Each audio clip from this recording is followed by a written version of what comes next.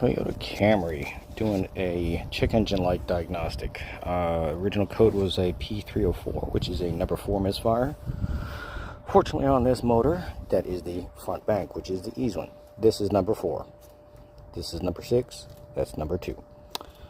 So what I did is verified on the scanner. I can sure as shit see that number counting, and it's a constant miss. So I took out number 4, which was this one, moved it to number 6, fired it back up again. Now number 6 is rolling. So we have a Duralast aftermarket coil on here that is faulty.